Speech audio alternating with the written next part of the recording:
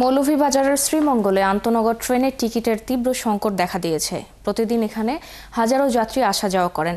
পর্যটন মৌসুমে সেই সংখ্যা আরও বাড়ে। এলাকাবাসী জানান, দীর্ঘদিন ধরে এই স্টেশনের টিকিট সংখ্যা বাড়ানোর দাবি করা হলেও তা পূরণ হয়নি। এতে এই পথে যাতায়াতকারী পর্যটকরা পড়ছেন ভোগান্তিতে। আহমেদ ফারুক মিল্লাদের তথ্য ছবিতে প্রতিবেদন। চায়ের দেশ হিসেবে খ্যাত মৌলভীবাজার জেলায় ছড়িয়ে রয়েছে প্রাকৃতিক সৌন্দর্য। চা বাগান ছাড়াও বিভিন্ন পর্যটন কেন্দ্র ঘুরে দেখতে এখানে প্রতি বছর আসেন কয়েক লাখ পর্যটক। পর্যটকদের অভিযোগ, জেলার উপর দিয়ে ৬টি আন্তনগর ট্রেন চললেও পর্যটকরা খুব একটা ট্রেনে যাতায়াত করতে পারেন না।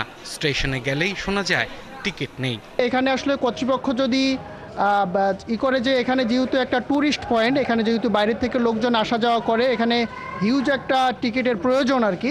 তো আমরা প্রয়োজন মতো টিকিট যদি তারা সাপ্লাই করে তাহলে ভালো হবে। যাত্রীরা সবাই ট্রেন দিয়ে যেতে চায়, এই জন্য ট্রেনে আসলে আপনার সিট পাওয়া যায় না। কারণ আমি এখন টিকিট কাটলাম 10 দিন আগের সিট। এলাকাবাসী বলছেন, প্রতিদিন ৫,০০০ যাত্রীর বিপরীতে যাওয়া আসা মিলে ১৫০০ টিকিট বরাদ্দ রয়েছে। দীর্ঘদিনের এই টিকিট সংকট ও ভোগান্তি নিরসনে স্থানীয়ভাবে বিভিন্ন সময় দাবি জানালেও হয়নি কোনো সুরাহা। বহুদিন আগে যে টিকিটের সংখ্যা ছিল এটা আর বাড়ানো হয়ে ওঠেনি। তো আমার মনে হয় এখন সময়ের প্রয়োজনের সাথে সাথে, সময়ের সাথে সাথে এবং মানুষের প্রয়োজন মেটানোর ক্ষেত্রে আমার মনে হয় এখন টিকিটের সংখ্যা বাড়ানো উচিত। আমাদের দাবি যেন আমাদের শ্রীমঙ্গলে টিকিট যেন বাড়ানো হয়।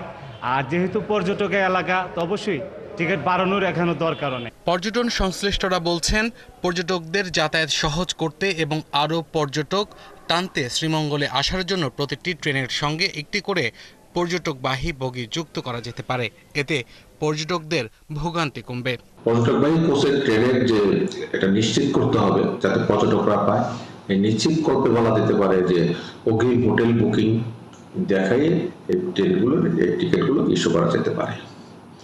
আশা করি পর্যটন বোর্ড বা পর্যটন কর্পোরেশন এ ব্যাপারে নজর দিবে।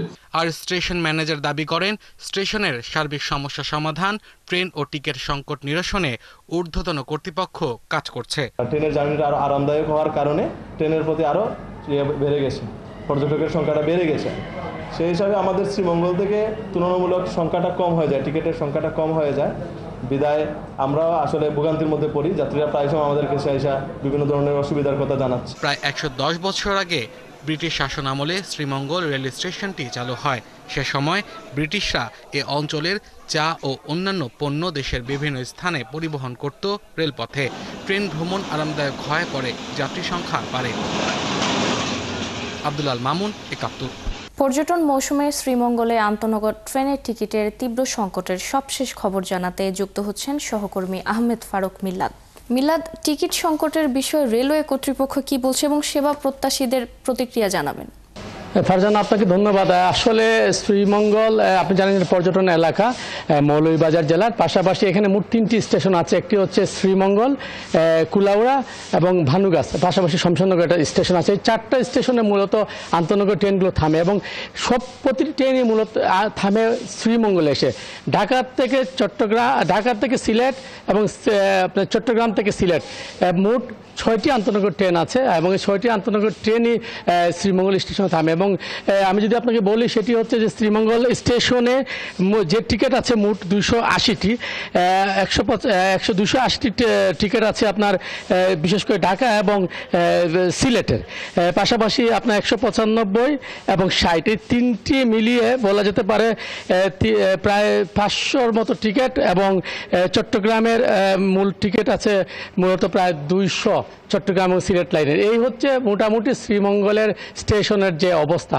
ফলে মানুষের যে ভোগান্তি সেটি আসলে বলা অপেক্ষা রাখে না। কারণ এই কারণে যে প্রতিদিন, আজকে যেহেতু শনিবার, প্রতিদিন অসংখ্য পর্যটকরা আসেন শ্রীমঙ্গলে ঘুরতে। এবং এই শুধু শ্রীমঙ্গল নয়, মৌলভীবাজার সদরের যে যাত্রী যারা আছেন, শহরের যারা বসবাস করেন, বিভিন্ন এলাকায় বসবাস করেন, তারাও প্রয়োজনে ঢাকা সিলেট যারা যাতায়াত করেন, চট্টগ্রামে যাতায়াত করেন, এই শ্রীমঙ্গল স্টেশন হয়।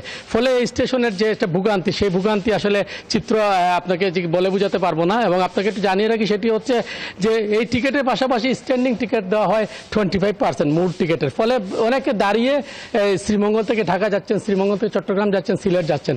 এবং যাত্রীর কথা হচ্ছে যে ট্রেনের সেবার মান যেহেতু খুবই ভালো না, পাশাপাশি যদি ট্রেনের টিকিটই না থাকে তাহলে তা যাওয়ার। আমি এখানে যখন আসছি সকালবেলা এসে অনেকের সাথে এখানে কথা বলেছি, সবাই অপেক্ষা করছেন হয়তো 8টা সাড়ে 8টার দিকে ট্রেন আসার কথা, যেটা ঢাকার উদ্দেশ্যে যাবে, এবং অনেকে টিকিট পাননি। আমি একটু কথা বলেছি একজনের সাথে, তিনি স্টেশনে ভোরবেলা এসেছেন, তিনি দাঁড়িয়ে আছেন টিকিটের জন্য, টিকিট পাচ্ছেন যেহেতু অনলাইনে সব টিকিট। এবং আপনি অনলাইনে বলে রাখি অনেক টিকিট অনলাইনে 10 দিন আগে ছাড়া, এবং 10 দিন ছাড়ার 10 মিনিট পরে অনলাইনে সবগুলো টিকিট সেল হয়ে যায়। অনেকে যাত্রীদের কথা হচ্ছে সেটা কালোবাজারি হয়ে যাচ্ছে, কিন্তু কর্তৃপক্ষ বলছেন যে না, অনলাইন সিস্টেম যেহেতু, সুতরাং কেটে নেওয়া হচ্ছে। কারা কাটছে সেটা আমরা জানি না। পাশাপাশি আপনাকে জানিয়ে রাখি আজকে সকাল দুপুর 1টায় এখানে একটি মানববন্ধন হওয়ার কথা রয়েছে।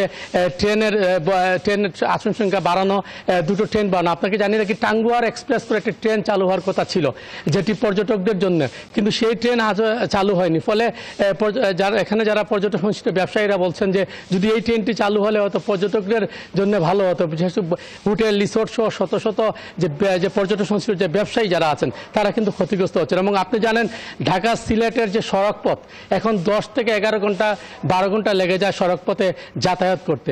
ফলে সেই ভোগান্তিটা দূরের জন্য সবাই আসছেন ট্রেনের জন্য, কিন্তু টিকিট খুবই অপ্রতুল। প্রতিদিন বলা যেতে পারে একটি ট্রেনের টিকিটের বিপরীতে 50 জন করে যাত্রীরা ট্রেনের টিকিটের জন্য ভিড় করছেন। ফারজানা, ধন্যবাদ মিল্লাদ আমাদের সাথে যুক্ত হওয়ার জন্য। দর্শক, শ্রীমঙ্গল থেকে যুক্ত হয়েছিলেন সহকর্মী আহমদ ফারুক মিল্লাদ।